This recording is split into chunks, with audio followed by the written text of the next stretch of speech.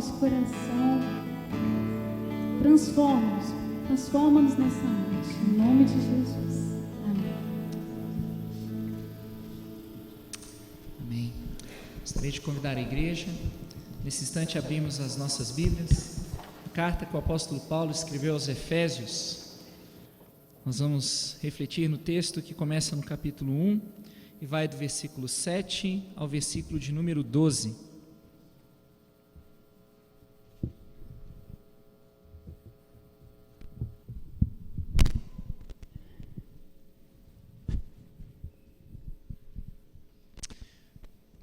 Enquanto a equipe de louvor volta para os bancos, vocês perceberam que tem um cheiro novo aqui no templo, né, nos últimos instantes. Como pastor de jovens, eu não posso perder a oportunidade de convidar a igreja a abençoar o acampamento dos jovens comprando um pastel após o culto. Amém? Então, enquanto você está abrindo a Bíblia aí, né, então receba esse convite na nossa união de mocidade presbiteriana. Efésios, capítulo 1, versículo 7 ao versículo de número 12, onde diz o seguinte a palavra do Senhor nosso Deus: no qual temos a redenção pelo seu sangue, a remissão dos pecados, segundo a riqueza da sua graça, que Deus derramou abundantemente sobre nós em toda a sabedoria e prudência, desvendando-nos o mistério da sua vontade, segundo o seu beneplácito que propusera em Cristo, de fazer convergir nele, na dispensação da plenitude dos tempos, todas as coisas, tanto as do céu como as da terra. Nele digo, no qual fomos também feitos herança, predestinados, segundo o propósito daquele que faz todas as coisas, conforme o conselho da sua vontade, a fim de sermos para louvor da sua glória, nós, os que de antemão esperamos em Cristo. Vamos orar mais uma vez. Pai amado, nós te louvamos pela tua palavra, Senhor, te louvamos pela tua fidelidade, te louvamos por aquilo que o Senhor é. Queremos pedir nesse instante que o Senhor tenha misericórdia de nós, para nos responder com a tua palavra, Pai querido. Limpa os nossos corações, purifica-nos de todo o pecado, dirige, meu Pai, a nossa atenção a ti, e que teu Espírito Santo grave esta palavra nas nossas mentes e nos nossos corações, para que possamos vivê-la em sua totalidade. É isso que nós te pedimos, no nome do teu Filho Jesus. Amém. Amém. Meus irmãos, desde o século XX nós vivemos uma época em que o conhecimento é visto de forma fragmentada. Enquanto que na antiguidade o homem sábio, o homem erudito era o generalista, aquele que sabia falar e discorrer sobre todos os assuntos, na época atual, o homem sábio, o inteligente, é o especialista. É aquela pessoa que sabe todos os detalhes a respeito de um determinado campo do conhecimento, a engenharia, a medicina, a filosofia ou as ciências sociais. Mas, infelizmente, nem todo especialista consegue ter uma noção do todo, consegue apreender o conhecimento de uma forma global. Mas, como eu disse, meus queridos, nem sempre foi assim. Na época dos filósofos gregos clássicos, a filosofia ela surgiu como uma tentativa do ser humano de descobrir qual seria o conhecimento, aquele conhecimento único, a fonte da qual se derivariam todas as outras correntes do conhecimento. O objetivo do filósofo era descobrir de que maneira você poderia ser tanto um matemático excelente, quanto o melhor orador possível, com a linguagem mais clara, um pleno conhecimento da natureza. Essa era a busca do filósofo. Por trás dessa busca, meus queridos, existe uma fé, uma convicção que não pode ser provada cientificamente, mas que está registrada dentro do coração de quase todo ser humano. A crença de que existe de fato uma fonte original da sabedoria, uma fonte original do conhecimento, de que existe algum tipo de segredo que explicaria todo o universo, que explicaria toda a criação. E é por causa dessa crença que até hoje os físicos, por exemplo, se desdobram tentando descobrir quais são os princípios que governam tanto as partículas microscópicas como os grandes corpos celestes.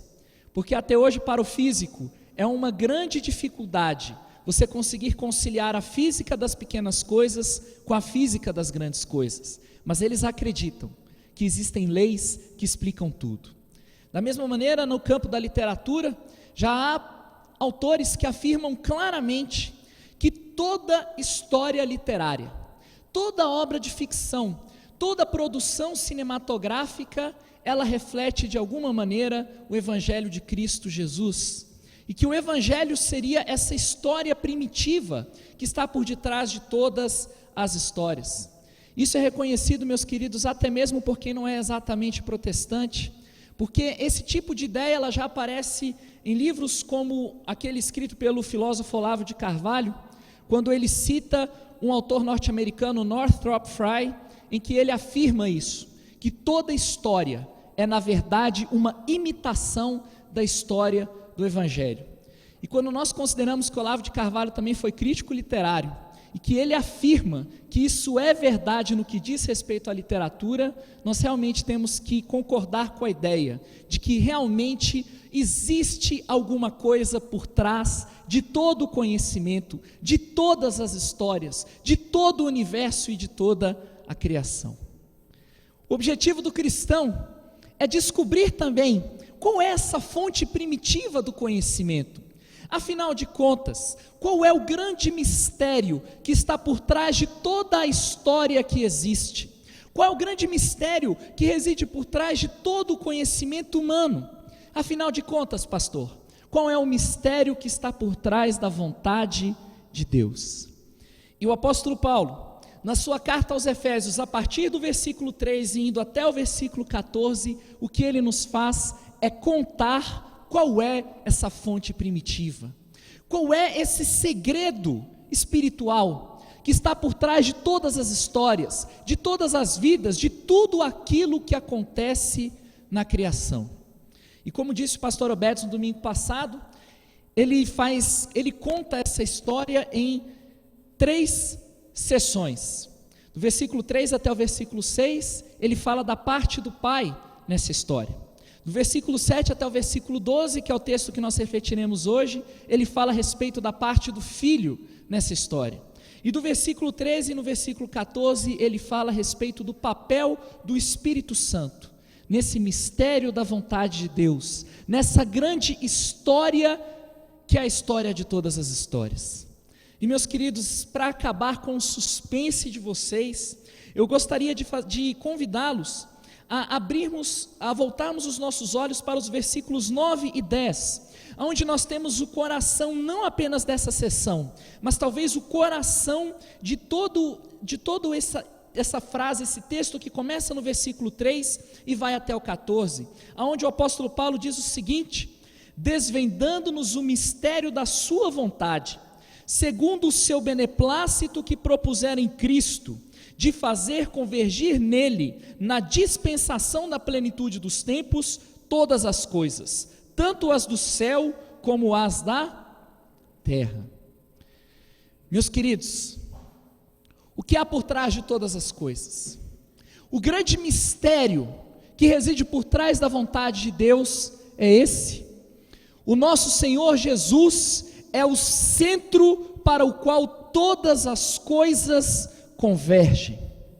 Tudo o que foi feito, tudo o que existe, todas as histórias, sejam as histórias de sucesso ou de fracasso, sejam as histórias de fé ou de impiedade, tudo quanto existe, tudo isso caminha na direção de Cristo Jesus.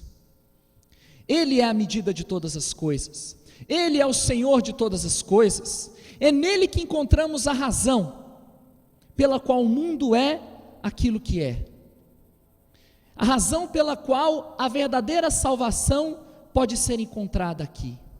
É em Cristo que estão todas as respostas que eu e você procuramos. Este é o mistério da vontade de Deus. Meus queridos, cabe a nós então, nesta noite, de modo muito sucinto e resumido, apenas aprender algumas lições sobre como esse plano do Pai faz com que tudo convirja na direção de Cristo Jesus. E olhando para esse texto, a primeira lição que nós temos é a seguinte: todas as coisas, elas são medidas em Cristo, elas convergem na direção de Cristo, porque é em Cristo Jesus que nós temos a redenção dos nossos pecados. É o que diz aqui no versículo 7, no qual temos a redenção pelo seu sangue, a remissão dos pecados. Meus queridos, tudo converge para Cristo Jesus, porque é somente em Cristo Jesus que nós somos libertos do poder do mal. Quando a Bíblia descreve a situação espiritual do homem, o que a Bíblia diz é que todos nós somos escravos do pecado. É um assunto que vai ser retomado pelo apóstolo Paulo no capítulo 2 da carta aos Efésios, onde ele diz claramente que nós somos como que escravos, pessoas que são cativas da vontade da própria carne e dos nossos pensamentos caídos, pessoas que andam não segundo o seu próprio querer, como nós imaginamos, mas segundo o curso do príncipe da potestade do ar, daquele espírito maligno que controla as vontades humanas e que traça o caminho pelo qual o mundo deve agir. Pior do que isso, nós somos mortos, nós somos escravos da morte, sujeitos ao poder do pecado, incapazes de viver uma vida que seja verdadeiramente santa. E por essa razão, todo ser humano sem Cristo é um homem, uma mulher miserável, desesperado, sem esperança, cativo à maldade. Por mais que eu ou você usemos a nossa própria capacidade carnal para evitar fazer o mal, a grande verdade é que nós somos incapazes de evitá-lo para sempre. E cedo ou tarde, todo ser humano fará aquilo que considera abominável. Cedo ou tarde, todo ser humano acabará se defrontando com a realidade de que nós somos capazes de fazer aquilo que nós mesmos consideramos reprovável. Todos nós somos criminosos, pasmem, de acordo com o critério da nossa própria consciência. Meus queridos, se nós não levarmos o nosso mal na direção de Cristo Jesus, ele não pode ser vencido. Nós podemos cogitar várias possibilidades de lidar com o mal, programas que visam motivar a nossa força de vontade, eles não vão funcionar. Nós podemos apostar na educação da sociedade, vamos investir mais em escolas, em livros, em cultura. Então nós nos deparamos com a realidade de que até mesmo nas universidades existem mesquinharias, existem invejas, existem violências, crimes horríveis cometidos por pessoas que foram profundamente educadas. Nós podemos apostar que a família será o vínculo que nos guardará do mal. Se o mal for trazido para ser tratado dentro da família, a família vencerá. Mas não é essa a verdade que nós nos defrontamos. Todo pai e toda mãe, em algum momento se sentiu perdido em relação à educação de seus filhos. Eu não sou pai, mas conheço pais, e eu sei que isso é verdade. Todo marido, em algum momento já se perguntou: o que eu vou fazer para poder ajudar a minha esposa? Eu me sinto impotente diante dessa situação. Quantas vezes nós não ouvimos relatos, por exemplo, de maridos que não sabem o que fazer para lidar com a depressão da esposa, e por mais amor, por mais carinho, por mais que eles tentem atribuir um significado para a vida dela, eles se veem impotentes. Meus queridos, a grande verdade é que tudo precisa ser levado à direção de Cristo Jesus, porque não há em nós o poder de deter o avanço do mal. O mal só pode ser destruído se o Senhor Jesus nos redimir. Redenção, meus queridos, é uma palavra que significa a libertação por meio do pagamento de um resgate. E a Bíblia fala que pelo sangue de Cristo Jesus nós somos resgatados dos nossos pecados. O Senhor Jesus sofreu no nosso lugar. Ele tomou sobre si todo o mal que habita em nós e o destruiu na cruz. Mais do que destruir o mal, mais do que nos libertar da escravidão, o Senhor Jesus fez de nós pessoas livres. Livres para adorar a Deus, livres para poder fazer o bem, livres para permitir que uma alegria que é eterna encha o nosso coração de tal maneira que um homem preso, como era o apóstolo Paulo no momento em que ele escreveu essa carta, seja capaz de começá-la com uma frase que é talvez a mais forte manifestação de louvor que encontramos no Novo Testamento. Essa é a alegria que vem da liberdade daquele que é redimido por Cristo Jesus. Meus irmãos, que tipo de mal nós temos nos recusado a apresentar ao Senhor? Que tipo de pecado, que tipo de treva nós temos ocultado do nosso Senhor? Que nesta noite, esta convicção nos desafie a levarmos até Cristo não apenas as coisas boas que fazemos, mas principalmente aquelas que são más, para que em Cristo encontremos a redenção.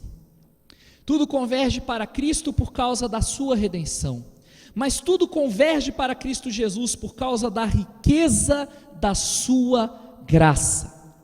É justo, é bom, é correto que Cristo receba todo louvor e adoração, porque a graça que o Senhor Jesus manifesta sobre nós não é uma graça barata, não é uma graça pobre, não é uma graça vazia, mas é uma graça rica e abundante. Meus irmãos, existem certos conceitos, certas ideias, que nós nunca pecaremos por ter um conceito elevado demais a respeito delas. Vocês querem ter um exemplo? Vocês podem imaginar um conceito de Deus. Imaginem uma pregação que tenha um elevado conceito a respeito da pessoa de Deus. Pois bem, se nós colocarmos um conceito 2 vezes mais alto, essa pregação ainda é adequada, porque nós nunca atingiremos a plenitude daquilo que o conceito da pessoa de Deus significa.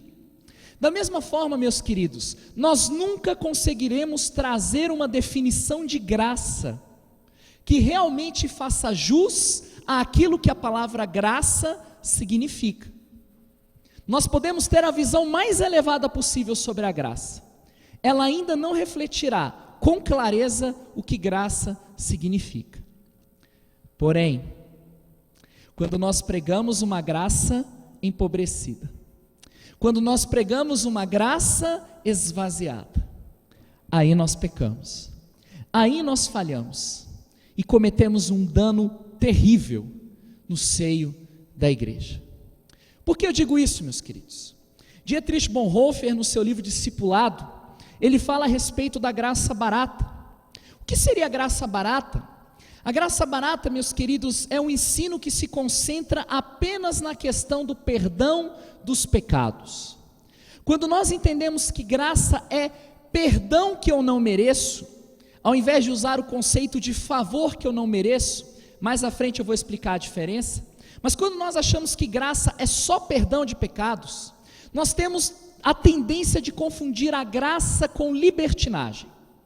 Nós achamos que a graça é uma espécie de salvo-conduto de Deus, de carta branca, pela qual eu posso fazer o que eu quero, tomar qualquer decisão estúpida na minha vida, porque Deus me perdoará.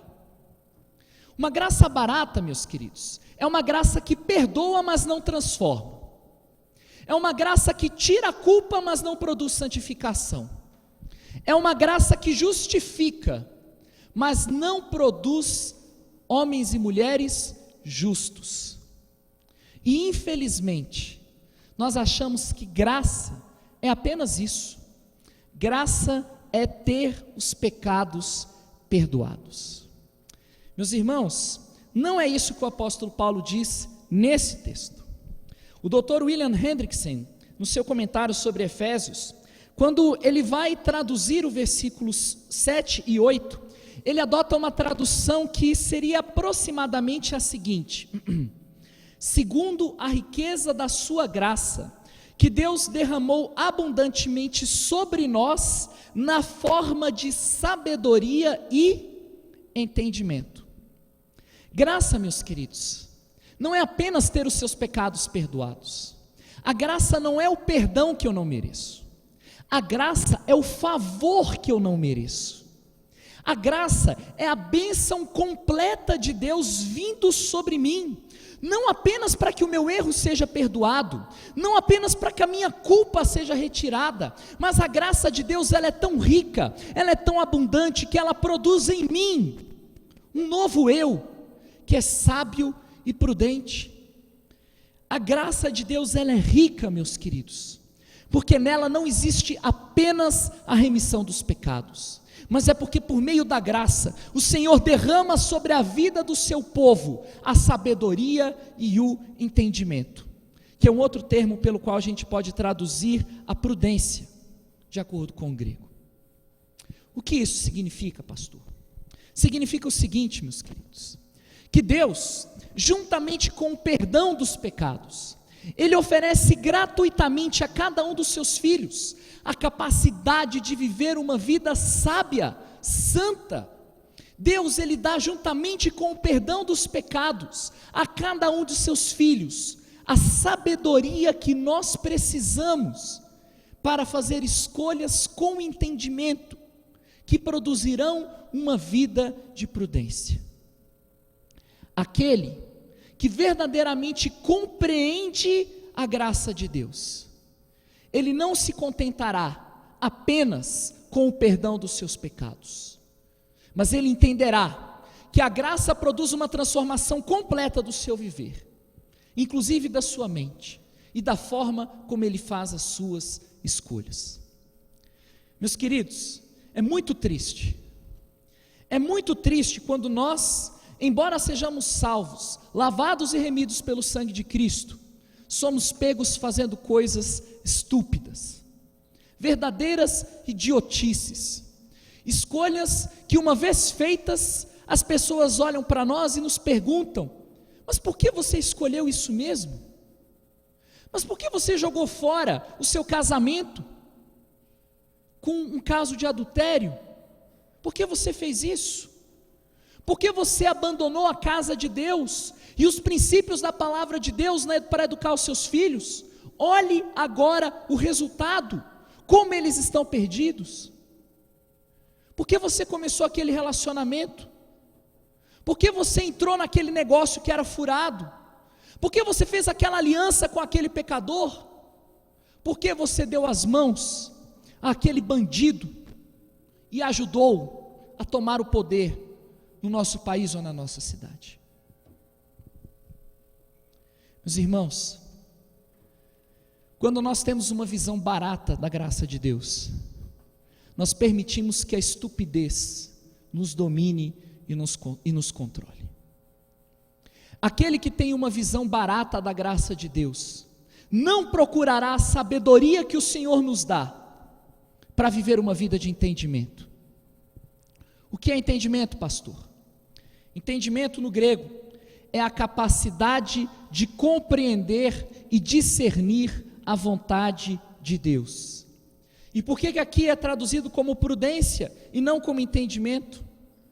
Porque aquele que compreende e discerne a vontade de Deus vive uma vida de prudência. O prudente, ele vê o mal e se esconde. Os simples seguem adiante e sofrem a pena. É o que diz o livro de Provérbios. Quando a graça de Deus nos alcança, meus queridos, quando nós compreendemos o que a graça verdadeiramente significa, nós vamos ser guardados por Deus dos caminhos maus.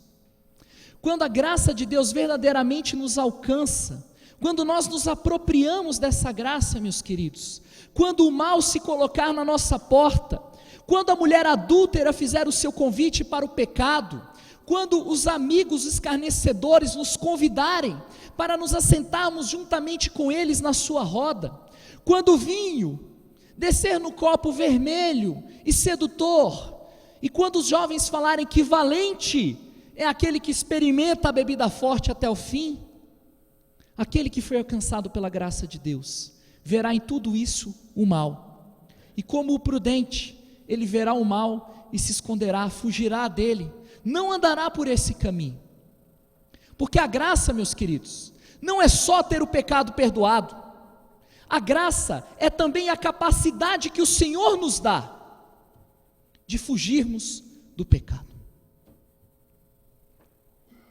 Meus queridos, nessa noite, o Senhor Jesus nos desafia a levarmos até Ele a nossa visão a respeito da sua obra, a levarmos até Ele o nosso conceito de graça, a forma como nós temos feito as nossas escolhas, para que possamos trocar a estultícia pela sabedoria, a estupidez pela prudência.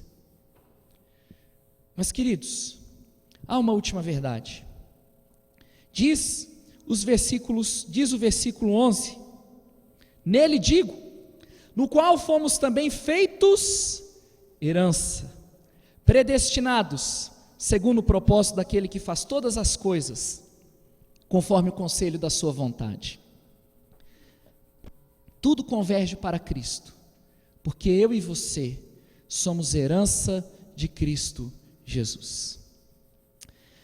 Aqueles que estiveram no culto da família, eu peço perdão porque eu vou ser redundante agora, mas quando estávamos refletindo no culto da família, quando o pai no batismo de Jesus, ele diz: tu és o meu filho amado em quem me comprazo, ou seja, tu és o meu filho amado em quem tenho prazer.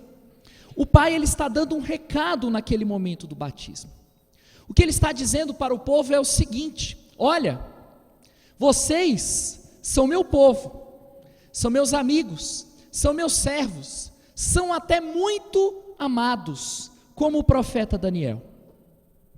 Mas o meu filho amado, em quem eu tenho prazer, é só Jesus. E nós temos que entender uma coisa, meus queridos, porque embora nós sejamos sim herdeiros do reino dos céus, embora nós sejamos sim herdeiros das promessas de Deus, a grande verdade é que Deus predeterminou todo o curso da história.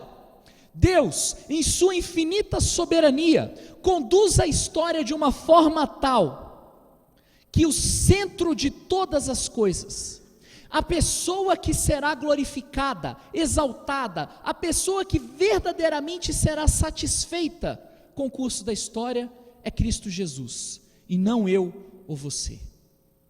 O que significa, meus queridos, que o segredo do mistério da vontade de Deus é entender que o centro da história, o centro das ações de Deus, a razão pela qual Deus faz todas as coisas conforme o conselho da sua vontade, a razão de tudo isso é Jesus e não o homem ou a mulher. Isso deve mudar a forma como nós encaramos todas as coisas. Meus queridos, às vezes a gente tem uma fé, e vocês me perdoem a força do termo, mas às vezes a nossa fé é muito infantil. Nós somos como crianças, falando assim: Deus meu, Ele é o meu Deus, Ele é o meu Deus, esse reino é meu, eu tenho que tomar posse das promessas que foram feitas para mim, como uma criança de 3, 4 anos faz, porque a criança, ela se caracteriza exatamente por achar que tudo gira ao redor dela. E amém, igreja, Deus é meu, Ele é meu Deus, o reino também é meu, mas antes, eu preciso me lembrar que eu sou de Deus. Deus não é minha propriedade, mas eu sou propriedade de Deus. Deus, Ele faz todas as coisas procurando o louvor da glória da sua graça. É esse o motivo que leva Deus a fazer todas as coisas, e não glorificar a mim, e não glorificar a vocês.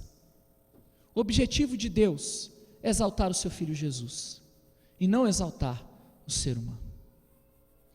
Meus queridos, se nós entendêssemos isso, nós não faríamos muitas orações egoístas que nós fazemos. Deus, mas o Senhor não vê como eu me sinto? O Senhor não vê como é difícil para mim largar esse pecado na minha vida?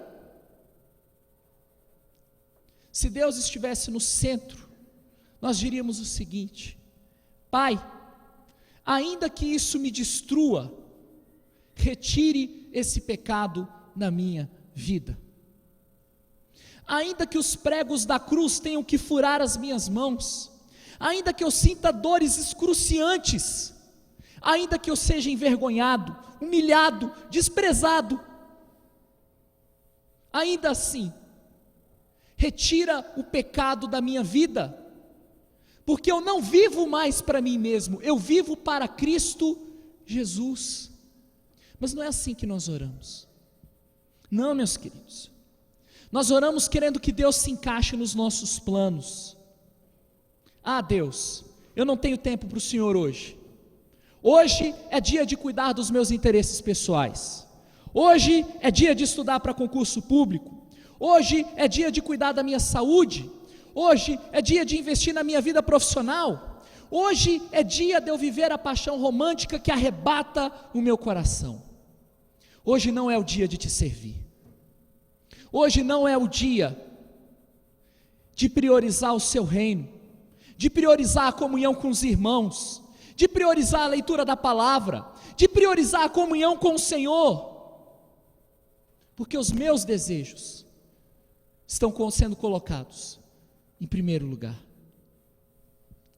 Meus irmãos, se tudo converge para Cristo, isso significa que os meus planos, os meus projetos, os meus desejos, o uso do meu tempo, tudo tem que ir para Cristo Jesus, porque eu sou herança dele, eu sou propriedade dele. Então é Ele que manda, é Ele quem decide, Ele é meu Deus, mas antes de tudo, eu sou filho dele, eu sou irmão mais novo de Cristo, eu não pertenço a mim, mas pertenço ao Senhor. Meus amados irmãos, de que maneira isso faz com que a física das pequenas coisas se concilie com a física das grandes coisas, eu não sei. Talvez eu não consiga explicar adequadamente de que maneira a história do Evangelho está por trás tanto do Exterminador do Futuro, como da lenda de Pi, das aventuras de Pi. Talvez eu não consiga explicar isso. Mas uma coisa eu posso dizer para vocês: se você quer entender a vida, se você quer entender a sua própria história, se você quer viver uma vida feliz, faça com que tudo na sua vida convirja na direção de Cristo. Entregue o seu mal nas mãos dele, porque em Cristo nós temos a redenção. Apropie-se de uma graça que é rica, sábia, prudente, abundante, e não de uma graça barata. E entenda que Deus não é o nosso gênio da lâmpada, o Espírito que está aqui para nos servir, mas que nós é que somos a herança dele, que nós fomos predestinados, que todo o curso da história foi escrito para que nós sejamos propriedade de Cristo Jesus. E tem aquele ditado popular, não lute contra o curso das coisas, não lute contra o curso da história. Entregue-se a Cristo hoje, não deixe para amanhã, porque esse é o objetivo da sua vida. Amém? Amém. Vamos ouvir o coral?